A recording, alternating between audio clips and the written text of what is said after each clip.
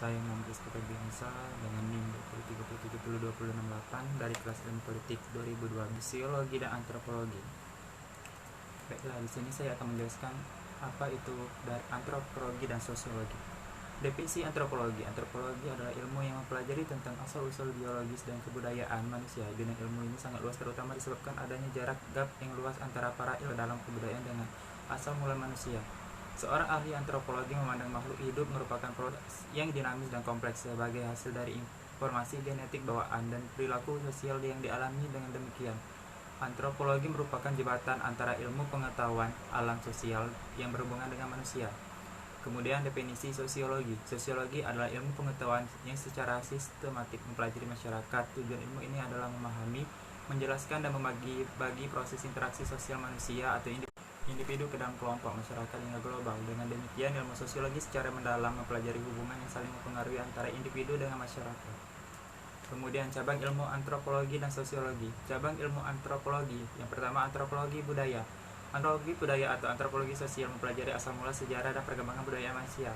2. Arkeologi. Dasar pemikiran cabang ilmu arkeologi adalah bahwa setiap kebudayaan memiliki simbol-simbol yang digunakan untuk mengingatkan mereka pada saat itu. 3. Antropologi fisik atau biologi. Antropologi fisik atau biologi mempelajari aspek-aspek biologis pada manusia baik pada masa lampau maupun saat ini. 4. Antropologi linguistik. Antropologi linguistik sering hanya disebut ilmu linguistik, merupakan ilmu pengetahuan tentang bahasa.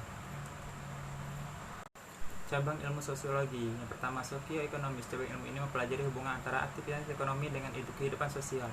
2. Sosiologi kesehatan. Mempelajari perilaku manusia masyarakat yang berhubungan dengan kesehatan dan penyakit. 3. Sosiologi pendidikan. Cabang ilmu ini mempelajari peranan dan fungsi sistem pendidikan pada masyarakat. 4. Sosiologi keluarga. Mempelajari dasar-dasar dalam hubungan keluarga sebagai sebuah lembaga sosial serta hubungannya dengan lingkungan. 5. Kriminologi. Mempelajari dasar-dasar dan penyebab perilaku kriminal dan tidak normal, aktivitas kriminal dan sistem peradilan kriminal. 6. Sosiologi agama. Mempelajari peran praktik-praktik agama dalam masyarakat seperti spiritual, komunitas dan keagamaan pada multikultural. 7. Sosiologi industri. Mempelajari isu-isu teoritis dan praktis latar belakang sejarah serta tema-tema universal yang berkembang di dunia kerja. 8. Sosiologi politik. Mempelajari hubungan antara ilmu politik dengan masyarakat. 9. Sosiologi lingkungan. Mempelajari perilaku sosial seorang terhadap lingkungan fisik dan organisasi sosial. 10. Sosiologi pedesaan, rural ekologi. Mempelajari gaya hidup masyarakat pedesaan seperti perilaku, kepercayaan, kebudayaan, norma, tradisi, dan sebagainya.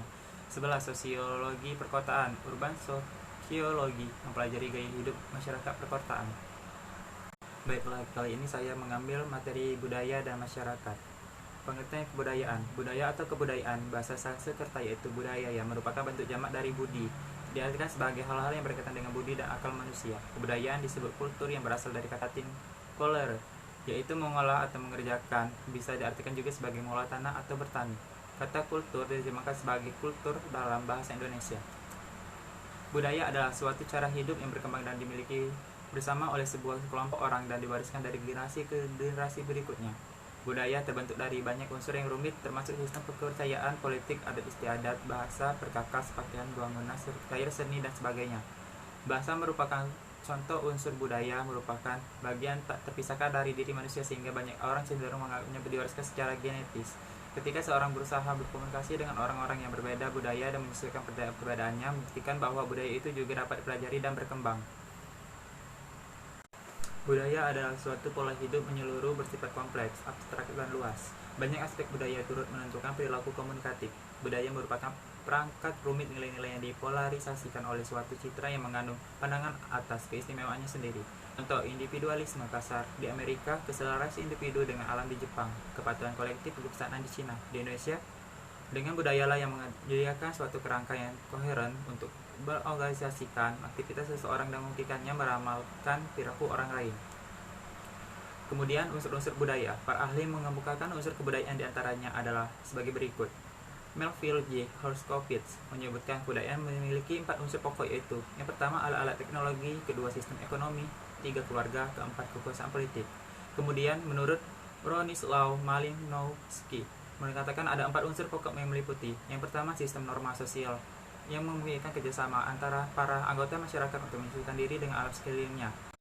Yang kedua, organisasi ekonomi Yang ketiga, alat-alat dan lembaga-lembaga atau petugas-petugas untuk pendidikan.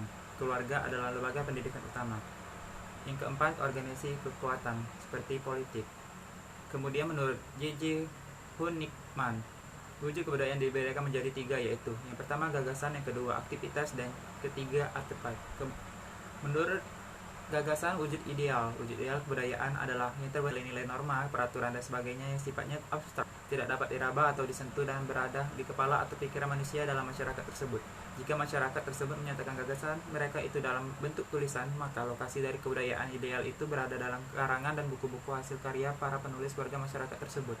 Sekarang kebudayaan ideal banyak yang berupa arsip, disket, compact disc, mikrofilm, pita rekaman, komputer, dan sebagainya.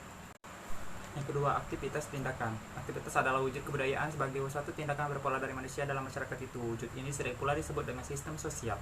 Sistem sosial ini terdiri dari aktivitas-aktivitas manusia yang saling berinteraksi, mengadakan kontak, serta bergaul dengan manusia lainnya menurut pola-pola tertentu yang berdasarkan ada tata kelakuan. Sifatnya konkret dari bentuk aktivitas kebudayaan terjadi dalam kehidupan sehari-hari dan dapat diamati dan dikomunikasikan. Yang ketiga, artefak karya. Artefak adalah wujud kebudayaan fisik berupa hasil dari aktivitas, perbuatan, dan karya semua manusia dalam masyarakat, berupa benda-benda atau hal-hal yang dapat diraba, dilihat, dan didokumentasikan. Sifatnya paling konkret di antara ketiga wujud kebudayaan dalam kenyataan kehidupan bermasyarakat. Antara wujud kebudayaan yang satu tidak bisa dipisahkan dari wujud yang lain. Sebagai contoh, wujud kebudayaan ideal mengatur dan memberi arah kepada tindakan, aktivitas, dan karya artefak manusia. Kemudian, komponen kebudayaan. Berdasarkan wujudnya, budaya memiliki beberapa elemen atau komponen menurut ahli antropologi Kateora, yaitu A. Kebudayaan material. Kebudayaan material mengacu pada semua ciptaan masyarakat yang nyata, konkret, termasuk dalam kebudayaan material ini adalah temuan-temuan yang didasarkan dari suatu penggalian arkeologi, mangkuk tanah liat, perhiasan senjata, dan seterusnya. Kebudayaan material juga mencakup barang-barang seperti radio, televisi, kabel, mobil, stadion, olahraga, rumah, pakaian, makanan, gedung, jembatan, jalan, dan mesin-mesin. Kebudayaan non-material. Kebudayaan non-material adalah ciptaan-ciptaan abstrak yang diwariskan dari generasi ke generasi. Contoh berupa dongeng, cerita rakyat, dan lagu atau tarian tradisional. C. Lembaga sosial. Lembaga sosial dan pendidikan memberikan peran yang banyak dalam konteks hubungan dan berkomunikasi di dalam masyarakat. Sistem sosial yang terbentuk dalam suatu negara akan menjadi dasar dan konsep yang berlaku pada tatanan sosial masyarakatnya. Contoh, di desa di beberapa daerah, wanita tidak perlu sekolah tinggi, apalagi bekerja pada satu instansi atau perusahaan. Tetapi di kota-kota besar hal tersebut terbalik. Wajar seorang wanita memiliki karir dan menjadi pimpinan. D. Sistem kepercayaan. Bagaimana masyarakat kepercayaan atau keyakinan terhadap suatu hal ini akan mempengaruhi sistem penilaian yang ada dalam masyarakat. Sistem keyakinan ini akan mempengaruhi dalam kebiasaan bagaimana memandang hidup dan kehidupan, cara mereka berkonsumsi, sampai dengan cara berkomunikasi. E. Estetika. Berhubungan dengan seni dan kesenian, musik, cerita, dongeng, hikayat, drama, dan tari-tarian yang ada dan berkembang dalam masyarakat Indonesia. Setiap kelompok masyarakatnya memiliki nilai estetika tersendiri.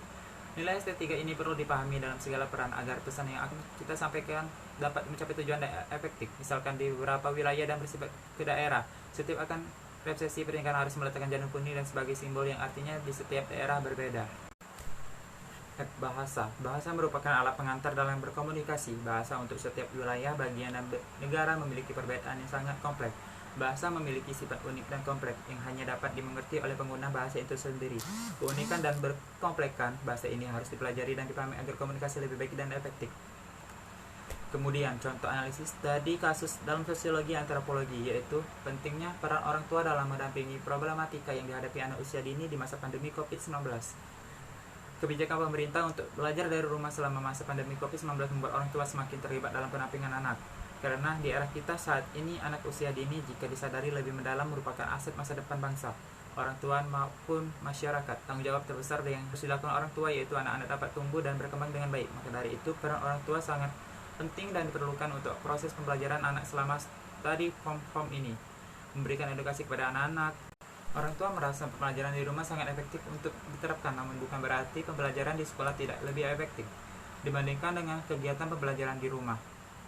Dan orang tua memiliki peran sebagai pembelajar anak, pemenuh kebutuhan anak, pengawasan motivasi, dan penyediaan fasilitas anak. Pendampingan belajar anak terlihat dari cara orang tua membantu kesulitan tugas anak, menjelaskan materi yang tidak dimengerti anak, dan merespon dengan baik semua pembelajaran daring di sekolah.